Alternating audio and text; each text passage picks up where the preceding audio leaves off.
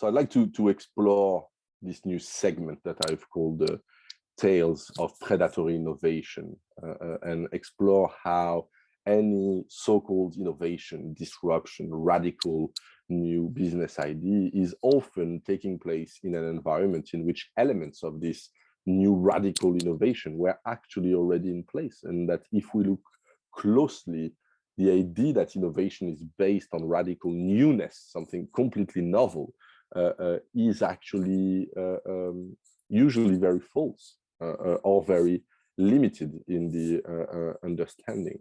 And in order to arrive at Facebook, I would like to look at what was the dominant social media before Facebook came to dominate the market. And this is Myspace, which doesn't ring a bell for anyone who's born after 1985 or 1990. And to see the creation of Myspace, you have to go back to 2001, when you have two people, Tom Anderson and Christopher the Wolf, who are running a direct marketing business that is called Response-based. And basically, they do advertisement based on newsletters, a very ancient mode of advertisement. But they were trying to personalize them, and they're trying to advertise some of their products. And one of the product that they were selling led to some of domain names that they would create in the background that were theirs, but that appeared to be a legit company. And one of them that would come in very handy was called myspace.com. In the fall of 2002, this company that they were in, Response-based, was bought by a bigger company called eUniverse. It was bought for $3.3 million.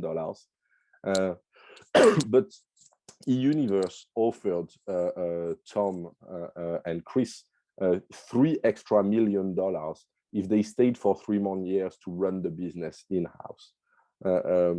So they both decided to stay, but the lack of quality of the product they were advertising and the rise of spam filters that would filter out newsletters was starting to make their job more complicated. So they start to look for new ideas and what was the next project they could develop. In their own admission, the first thing that they did was to look at what was successful at the time. So they looked at the most popular websites. So one of the dominant one at that time was Match.com, which was a dating site, one of the first ones. But they considered that there were already many alternatives, many competitors that had been developed. So it was saturated for them. Another very, very popular website was Friendsters.com. It offered Friendster a way to create a profile with some basic information, personal details, interests, pictures, etc., and to connect with your friends who would also have a profile on the website. That made it very attractive, even though the possibility of connecting with friends already existed. But here you could connect with the friends of your friend. So it opened the possibility for an online social network beyond your physical one. Before that, you had a website like GeoCities that allowed you to connect, but Friendster offered pictures and an easy way of browsing through a profile. So it was not a dating site or a chat room that are often with stranger who you don't know, but it was with friends and friends of a friend. Plus, it was a policy of Friendster that people had to use their real name and their real picture.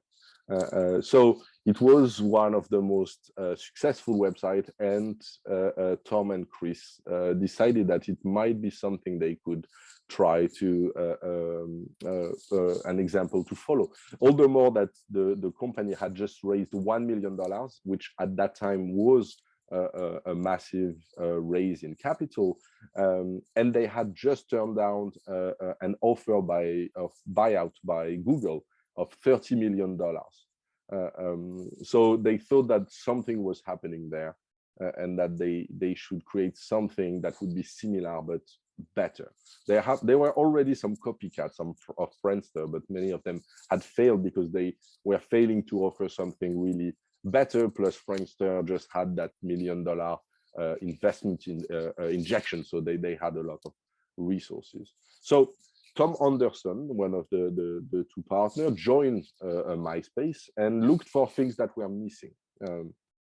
He was also following the websites and the blogs of users to see what were the reactions and the frustrations with the site, sorry. And he discovered that there were a lot of complaints that since Friendster only wanted real people, they were deleting any profile that was considered to be fake, and they were called fakesters. The issue is that many people had created these fake profiles around characters from movies and from TV, or celebrities, actors, athletes. They were not trying to fake the identity of these people, but it was a way for people to connect when they were fan of the same actor or fan of the same band or the same athletes. And every time that Friendster would delete these fake accounts, it would also delete the connection between people who met through this profile. So people who would meet around an actress that they loved, as soon as Friendster would delete the fake profile of the actress, these people will not be connected anymore. And there was a lot of frustration about that. There were also some complaints about the fact that this imposed a real profile, mean that anonymity and privacy, which was an important values at the birth of internet, were not appreciated.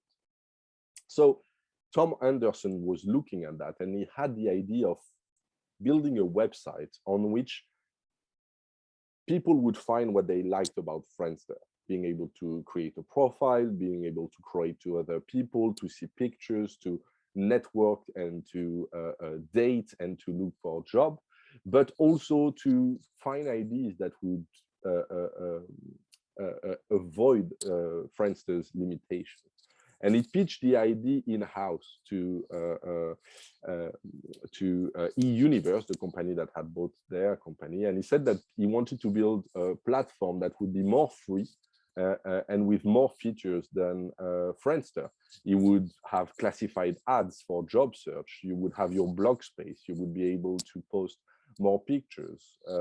And he saw the potential of fakesters that Friendster was kicking out as a way for people to connect even more and to gather, and he would respect anonymity.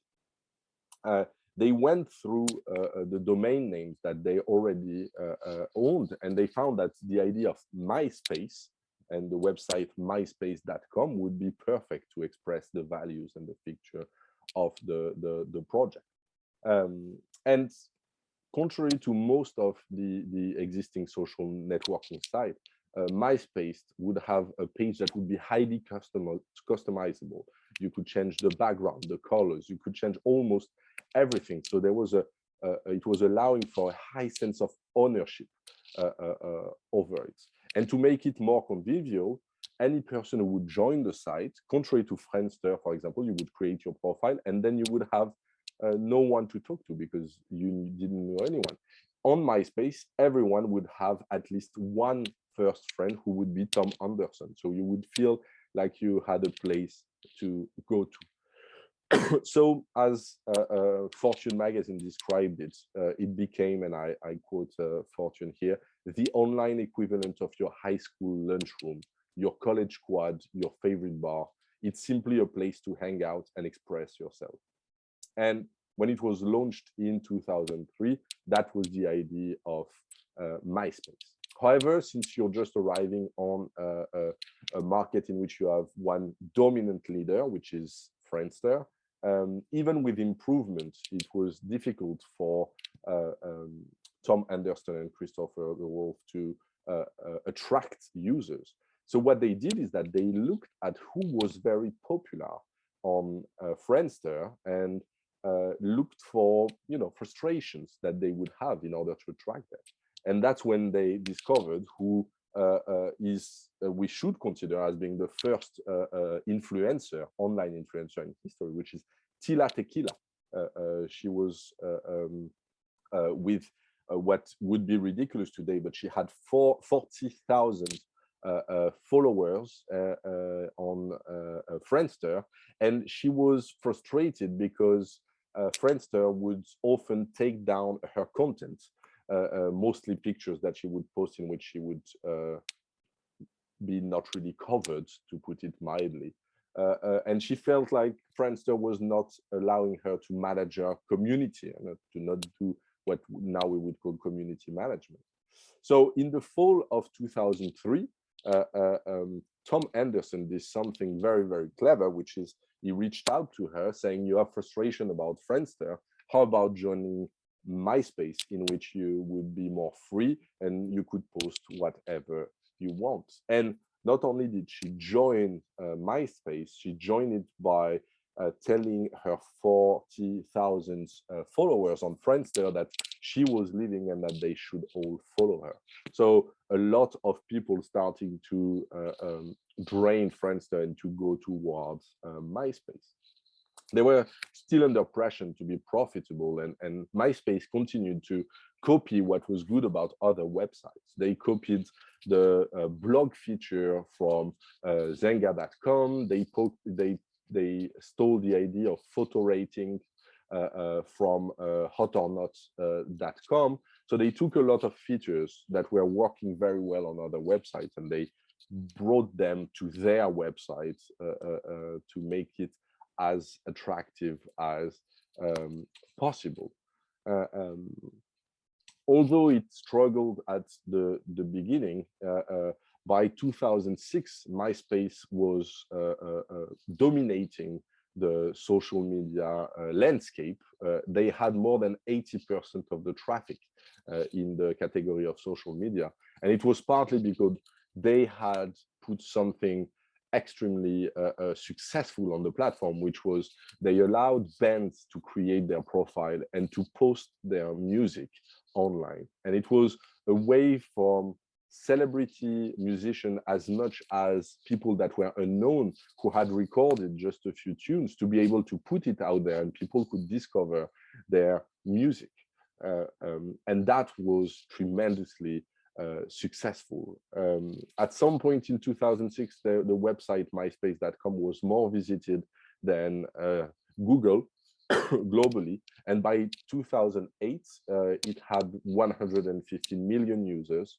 And it will be acquired in 2005 by Rupert Murdoch's group, News Corp, for $580 million. What's interesting in the history of Myspace is that they did not invent the core idea. They looked at what was happening and they tried to make it better. And they did on that create new features that were innovative. But they mostly picked and choose what was already successful, what was good in other websites, and put them on theirs. So there is something a bit predatory about it, in the sense that you're taking what's done by others and you're putting it in your own creation. But on the rise in starting 2004 was Facebook, and I'd like to share some history there as well, which is interesting. Is that in a very good and very interesting book by Julia Angwin, who was a journalist at the Wall Street Journal at the time, called "Stealing MySpace," she described how MySpace saw the rise of Facebook and thought that it could be interesting to acquire them. So in February 2005.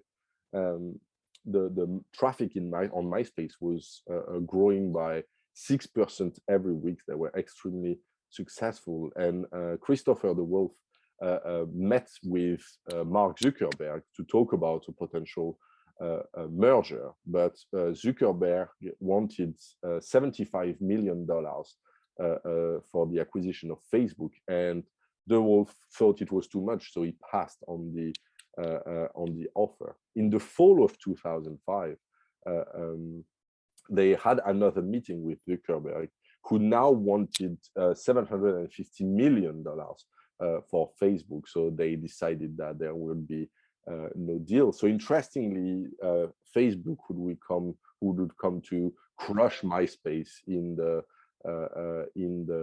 industry, would later import many of the features by Myspace, was first chased, if not preyed upon, by Myspace to be acquired, but they decided not to. And this is how Facebook came to dominate the social network landscape. We'll detail later how Facebook itself had predatory strategies in order to build itself as an innovation. But I wanted to show you that the model prior to Facebook was already building itself on the models and the successful ventures that were prior to them. And that's the idea of predatory innovation here.